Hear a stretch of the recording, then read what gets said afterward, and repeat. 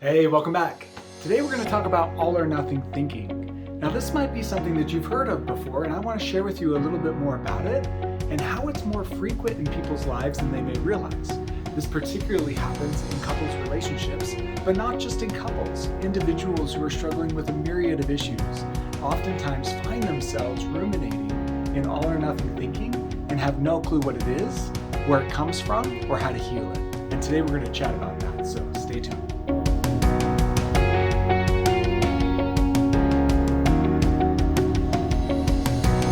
All right, all or nothing thinking. So what is all or nothing thinking? And before I answer that question, I want to back up a little bit and I want to talk with you about two of the most common issues that individuals face in the mental health industry. The first one is anxiety. Anxiety is so common in our lives, and almost all individuals will experience some level of anxiety at some point in their life. In fact, anxiety is a very common human emotion. Right? And it doesn't mean that I have an anxiety disorder if I experience anxiety. However, if anxiety grows and has the ability to take root and flourish in my life, it can definitely start to hit clinical cutoffs that can create a real mental health challenge associated with anxiety. So what is anxiety? Anxiety is the feeling of being worried, tense, afraid, right? Many of us feel anxiety associated with stress, things that are causing us concern in our career, in our relationships, right? Anxiety is any of those things that kind of play with our emotions in fearful categories, right?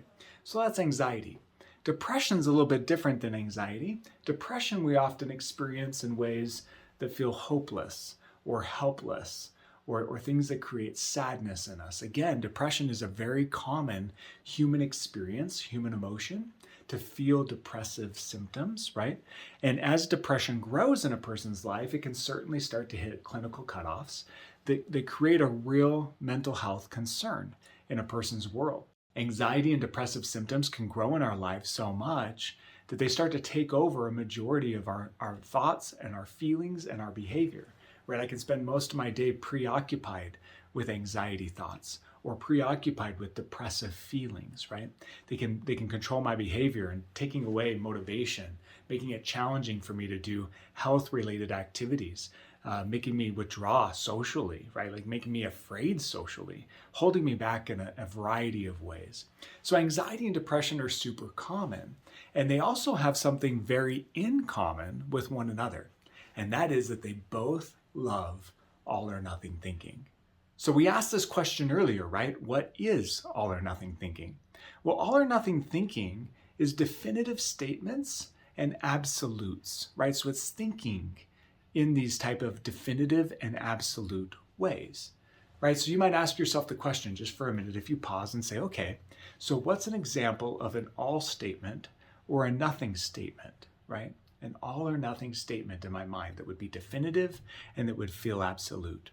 Well, here's some very common ones, right? Something like, I'm just stupid, right? I'll never be good enough, or it's just hopeless. I'll always fail. I'm worthless. I'll never get it right. There's no point. I'll always feel this way. Things will never change, right? These types of thoughts and feelings are very common. And I bet you if you take a look at this list, you'll identify two or three that go through your mind often, right? These absolute statements that leave no room for growth, no room for progress. These statements, as they grow, start to feed hopelessness and helplessness, right? And hopelessness and helplessness are very common in the experience of anxiety and depression. As hopelessness and helplessness grow, so do anxiety and depression grow. So in this way, all or nothing thinking feed anxiety and depression. And as anxiety and depression grow, they feed all or nothing thinking.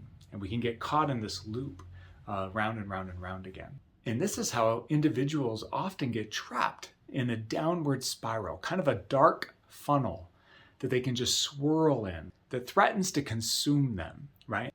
And this funnel is sucking the life out of the possibility for growth or improvement or better days, right? It's replacing those hopeful experiences with hopelessness and helplessness, feelings like I can't manage or control my world, that my world is outside of my control, right? That I'm a victim to my life and my circumstances, that I can't find motivation, I can't find ambition, right? That these things are being sucked dry out of me is a very common experience of somebody who's experiencing heavy levels of anxiety and depression. And oftentimes at the root of that anxiety and depression are these all or nothing statements, all or nothing feelings, these all or nothing thinking patterns, right? So our goal becomes to defeat this all or nothing thinking, right? We want to overcome it and challenge it. And there's 4 key things that we can do to overcome this all or nothing thinking. And again, the reason we want to do this is because as we address the all or nothing thinking, oftentimes the anxiety and the depression that we feel will start to reduce.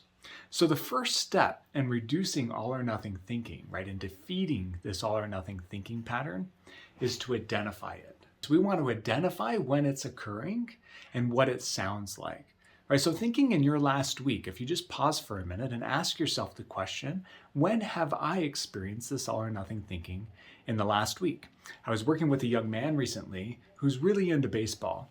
And as we were chatting about baseball, right, this all or nothing thinking showed up. And the way that it showed up for him is he realized in his last game and last several games, he's really struggled to get a hit. Right? So he's been up to bat and he's swung like crazy and he struck out each time, right? So I didn't get a hit. This is an all or nothing statement, right? I didn't get a hit. And then he asked himself the question, why didn't I get a hit? And his answer is because I suck, right? This is what this young man came up with. Because I suck, 100%, that's why I didn't get the hit. So right there, can you hear the definitive nature of that all or nothing thought? Right? I suck. It's definitive, it's hopeless, it's helpless, it's never going to change, right? So then we say, okay, so after I identify it, the second step that I want to do is soften it. So how can I rephrase this thing, this all or nothing statement, in a way that brings hope and presents the opportunity for growth and wellness, right? And in working with this young man, what he came up with is, okay, so maybe I don't suck, right? Maybe I'm just not having my best game, right? It wasn't my best game, right? That's a softer way to look at it, right? It takes the definitive and the absolute out of the statement, and it makes room for this idea that maybe there can be better games and better opportunities for me in the future, right? So after we then soften it, the next step becomes we want to understand this problem a little bit more so that we don't just revert back into all or nothing thinking. Because if this young man doesn't understand this all or nothing thought a little bit more, it'll be easy for him to say, okay, I didn't get a hit. Why didn't I get a hit? Because it wasn't my best game. And why wasn't it my best game? Because I suck, right? It'd be so easy for him to just slide back into the all or nothing thinking. So instead, we want to understand it better in a way that allows us to understand why it wasn't my best game and what can I do about it in the future, right? So that's the third step, is to break it down and understand it better. So in working with this young man, the things that he came up with that help explain why he didn't have his best game are as follows. He said that he was nervous, right? When he was up to bat and when he was playing the baseball game, he felt stress and nervousness, some anxiety inside. He said that he was overwhelmed with school, that school assignments and his grades were weighing on them. He knew if he didn't keep his grades up, that his coach might consider not allowing him to play on the team anymore. He was concerned with missing work again, right? He had this job at a car washing place, and the games that he was having, plus the school activities, were causing his employer to get frustrated. And so he was thinking about the frustration of his employer while he was at this game. There's some family drama going on in his life. He's had some issues and some fallout in his relationship with his dad. And so the frustrations of that relationship were on his mind, and his father didn't actually come to this game. And then there was just some identification in him that his swing needed work, right? That his baseball swing, his stance, his positioning, his timing, that those things needed some work, that he could use some more experience and some more practice, right? So breaking this down and understanding it, understanding a little bit deeper why he didn't perform on the level that he wanted to. And then we want to apply the fourth step, right? The fourth step is to resolve it, right? So after we understand where this issue is coming from, we want to take some steps to come up with solutions for each of these problem areas, right? So for example, With his swing, right, he identified that he could use more practice and experience. That as he worked with a batting coach a little bit and played a few more games, that he would probably naturally improve and get better. The likelihood of him getting a hit in the future would increase. Or, for example, in the family drama category, that he felt like practicing listening and communicating in his family would probably help resolve some of the concerns, and we set some goals for ways in which he can do that. In the missing work category, we talked about ways in which he can plan ahead and share his schedule with his employer, so that his employer isn't so last minute caught off guard when he's asking for time off of work. In the school category, we talked about reaching out for some tutoring, asking for assistance from some of his teachers, and getting some help in general with some of the subjects that are really challenging him. And in the nervous category, we talked about diaphragmatic breathing, and I taught him some strategies that he can use to breathe in such a way that his body can help his mind relax when he's in high tense, high stress situations, right? So each one of these areas that were contributing to him not performing as well as he wanted to in baseball now had some solutions. His hope starts to increase, right? His feeling of empowerment starts to increase. And as those things increase, his anxiety and depression decrease. The all or nothing thinking is starting to shrink in his world. And as it shrinks, so do these difficult symptoms, right?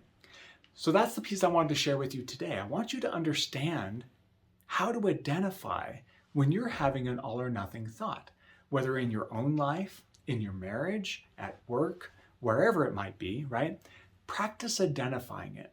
And once you identify it, see if you can soften it. See if you can take the definitive nature out of it, the absoluteness out of it. Soften it a little bit in a way that promotes a little bit more hope and a little bit more empowerment, right?